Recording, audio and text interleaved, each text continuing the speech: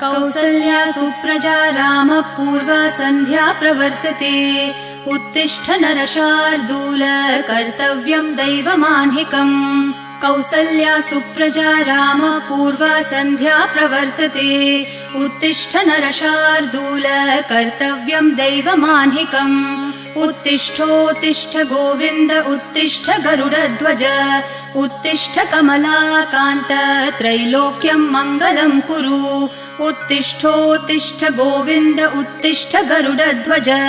उत्तिष्ठ कमलाकान्त त्रैलोक्यम् मङ्गलम् कुरु। मातः समस्त जगताम् मधुकैटभारेः वक्षो विहारिणि मनोहर दिव्यमूर्ते। श्रीस्वामिनि श्रित जनप्रिय दानशीले। श्रीवेङ्कटेश दयिते तव सुप्रभातम्। मातः समस्त जगताम् मधुकैटभारेः वक्षो विहारिणि मनोहर दिव्यमूर्ते। श्रीस्वामिनि श्रित जनप्रिय दानशीले। श्रीवेङ्कटेश दयिते तव सुप्रभातम्। तव सुप्रभातमरविन्दलोचने भवतु प्रसन्न मुख चन्द्रमण्डले। विधिशङ्करेन्द्र वनिताभिरर्चिते वृषशैलनाथ दयिते दयानिधे। अत्र्यादि सप्त ऋषयः समुपास्य सन्ध्याम् आकाश सिन्धु कमलानि मनोहराणि आदाय पादयुगमर्चयितुम् प्रपन्नाः। शेषाद्रिशेखर विभो तव सुप्रभातम्। पञ्चाननाब्ज भव षण्मुख वासवाद्याः त्रैविक्रमादिचरितम् विबुधास्तुवन्ति। भाषापतिः पठति वासर शुद्धिमारात्। शेषाद्रिशेखर विभो तव सुप्रभातम्। ईषत् प्रफुल्ल सरसीरुह नारिकेल पूगद्रुमादि सुमनोहर पालिकानाम् आवाति मन्दमनिलः सह दिव्यगन्धैः। शेषाद्रिशेखर विभो तव सुप्रभातम्। उन्मील्य नेत्रयुगमुत्तम पञ्चरस्था पात्रावशिष्ठ कदलीफलपायसानि भूत्वा सलीलमथ केलिशुकः पठन्ति। शेषाद्रिशेखर विभो तव सुप्रभातम्। तन्त्री प्रकर्ष मधुरस्वनया विपञ्च्या गायत्यनन्तचरितम् तव नारदोऽपि। भाषा समग्रमसकृत्करचार रम्यम्। शेषाद्रिशेखर विभो तव सुप्रभातम्। भृङ्गावली च मकरन्दरसानुविद्ध झनकार गीतनिनदैः सह सेवनाय निर्यात्युपान्त सरसी कमलोदरेभ्यः। शेषाद्रिशेखर विभो तव सुप्रभातम्। योषागणेन वरदध्नि विमथ्यमाने घोषालयेषु दधिमन्थन तीव्रघोषाः। रोषात् कलिम् वदधते ककुभश्च कुम्भाः। शेषाद्रिशेखर विभो तव सुप्रभातम्। पद्मेश मित्र शतपत्र गतालिवर्गाः हर्तुम् श्रियम् कुवलयस्य निजाङ्गलक्ष्म्या। भेरीनिनादमिव बिभ्रति तीव्रनादम्। शेषाद्रिशेखर विभो तव सुप्रभातम्। श्रीमन्नभीष्टवरदाखिल लोकबन्धो श्री श्रीनिवास जगदैकदयैक सिन्धो श्रीदेवतागृह भुजान्तर दिव्यमूर्ते श्रीवेङ्कटाचलपते तव सुप्रभातम्। श्रीमन्नभीष्टवरदाखिललोकबन्धो श्री श्रीनिवास जगदेकदयैकसिन्धो श्रीदेवतागृहभुजान्तरदिव्यमूर्ते श्रीवेङ्कटाचलपते तव सुप्रभातम्। श्रीस्वामी पुष्करिणिकाप्लवनिर्मलाङ्गाः श्रेयोर्थिनो हरविरिञ्च सनन्दनाद्याः द्वारे वसन्ति वरवेत्रहतोत्तमाङ्गाः श्रीवेङ्कटाचलपते तव सुप्रभातम्।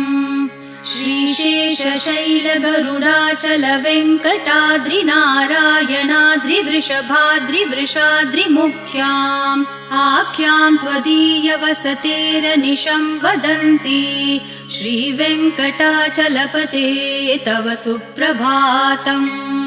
सेवापरः शिवसुरेश कृशानुधर्मरक्षोऽम्बुनाथ पवमानधनाधिनाथाः बद्धाञ्जलि प्रविलसन्निज शीर्षदेशाः श्रीवेङ्कटाचलपते तव सुप्रभातम्। घाटेषु ते विहगराज मृगाधिराज नागाधिराज गजराज हयाधिराजाः स्वस्वाधिकारमहिमाधिकमर्थयन्ते श्रीवेङ्कटाचलपते तव सुप्रभातम्। सूर्येन्दुभौमबुधवाक्पतिकाव्यसौरिस्वरभानुकेतुदिविशत्परिषत्प्रधानाः त्वद्दासदासचरमावधिदासदासाः श्रीवेङ्कटाचलपते तव सुप्रभातम्। त्वत्पादधूलिभरितस्फुरितोत्तमाङ्गाः स्वर्गापवर्गनिरपेक्षनिजान्तरङ्गाः कल्पागमाकलनयाकुलताम् लभन्ते श्रीवेङ्कटाचलपते तव सुप्रभातम्। त्वद्गोपुराग्रशिखराणि निरीक्षमाणाः स्वर्गापवर्गपदवीम् परमाश्रयन्तः मर्त्या मनुष्यभुवने मतिमाश्रयन्ते श्रीवेङ्कटाचलपते तव सुप्रभातम्। श्रीभूमिनायकदयादिगुणामृताब्धे देवाधिदेव जगदेक शरण्यमूर्ते श्रीमन् अनन्त गरुडादिभिरर्चिताङ्घ्रे श्रीवेङ्कटाचलपते तव सुप्रभातम्। श्रीपद्मनाभ पुरुषोत्तम वासुदेव वैकुण्ठमाधव जनार्दन चक्रपाणे श्रीवत्सचिह्न शरणागत पारिजात श्रीवेङ्कटाचलपते तव सुप्रभातम्। कन्दर्पदर्पहर सुन्दर दिव्यमूर्ते कान्ताकुचाम्बुरुह कुड्मललोल दृष्टे कल्याण निर्मल गुणाकर दिव्यकीर्ते श्रीवेङ्कटाचलपते तव सुप्रभातम्। मीनाकृते कमठकोल नृसिंहवर्णिन् स्वामिन् परश्वथ तपोधन रामचन्द्र शेषांश राम यदुनन्दन कल्किरूप श्रीवेङ्कटाचलपते तव सुप्रभातम्। एलालवङ्गधनसार सुगन्धितीर्थम् दिव्यम् वियत्सरिति हेम घटेषु पूर्णम् धृत्वाद्य वैदिक शिखामणयः प्रहृष्टा तिष्ठन्ति वेङ्कटपते तव सुप्रभातम्। भास्वानुदेति विकचानि सरोरुहाणि सम्पूरयन्ति निनदैः ककुभो विहङ्गाः श्रीवैष्णवा सततमर्थितमङ्गलास्ते धामाश्रयन्ति तव वेङ्कट सुप्रभातम्। ब्रह्मादयः सुरवराः समहर्षयस्ते सन्तः सनन्दन मुखास्तवथ योगिवर्याः धामान्तिके तव हि मङ्गलवस्तु हस्ताः श्रीवेङ्कटाचलपते तव सुप्रभातम् लक्ष्मीनिवास निरवद्य गुणैकसिन्धो संसारसागर समुत्तरणैकसेतो वेदान्त वेद्य निज वैभव भक्त भोग्य श्रीवेङ्कटाचलपते तव सुप्रभातम् लक्ष्मीनिवास निरवद्य गुणैकसिन्धो संसार सागर समुत्तरणैकसेतो वेदान्त वेद्य निज वैभव भक्त भोग्य श्रीवेङ्कटाचलपते तव सुप्रभातम् इत्थं वृषाचलपतेरिह सुप्रभातम् ये मानवः प्रतिदिनं पठितुं प्रवृत्ताः तेषां प्रभातसमयस्मृतिरङ्गभाजाम् प्रज्ञां परार्थसुलभां परमां प्रसूते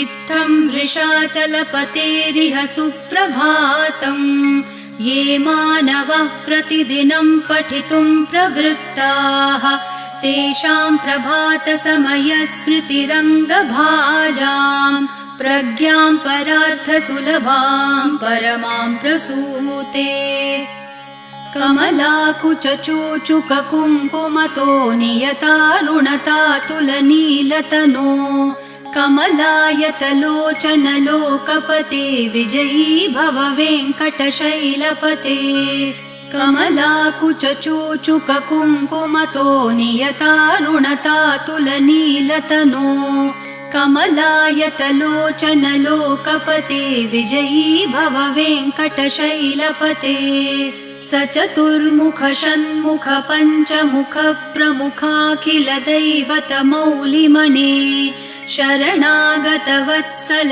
सारनिधे परिपालय मां वृषशैलपते अतिवेलतया तव दुर्विषहै अनुवेलकृतैरपराधशतैः भरितं त्वरितं वृषशैलपते परया कृपया परिपाहि हरे अधिवेङ्कटशैलमुदारमते जनताभिमताधिकदानरतात् परदेवतया गदितान्नगमै कमलादयितान्न परं कलये कलवेणुरवावश गोपवधू शतकोटिवृतात् स्मरकोटिसमात् प्रतिवल्लविकाभिमतात् सुखदात् वसुदेवसुतान्न परं कलये अभिराम गुणाकर दाशरथे जगदेक धनुर्धर धीरमते रघुनायक राम रमेश विभो वरदो भवदेव दया जलदे अवनीतनया कमनीयकरं रजनीकर चारुमुखाम्बुरुहम् रजनीचर राजतमो मिहिरं महनीयमहं रघुराममये सुमुखं सुहृदं सुलभं सुखदं स्वनुजं च सुखाय ममोघशरम् अपहाय रघुत्वहमन्यमहं न कथञ्चन कञ्चन जातु भजे विना वेङ्कटेशं न नाथो न नाथ सदा वेङ्कटेशं स्मरामि स्मरामि हरे वेङ्कटेश प्रसीद प्रसीद प्रियं वेङ्कटेश प्रयच्छ प्रयच्छ विना वेङ्कटेशं न नाथो न नाथ सदा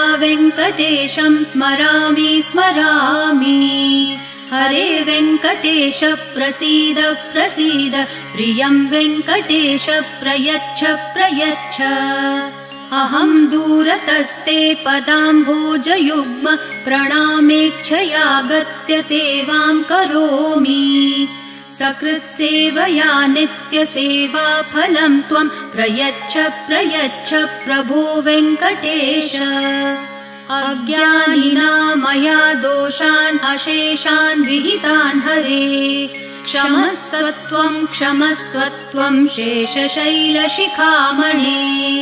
अज्ञानिना मया दोषान् अशेषान् विहितान् हरे क्षमस्वत्वं शेषशैलशिखामणे ईशानां जगतोऽस्य वेङ्कटपतेर्विष्णोः परां प्रेयसीम् तद्वक्षस्थलनित्यवासरसिकां तच्छान्तिसंवर्धिनीम् पद्मालङ्कृतपाणिपल्लवयुगां पद्मासनस्थां श्रियम् वात्सल्यादिगुणोज्ज्वलां भगवतीं वन्दे जगन्मातरम् ईशानां जगत्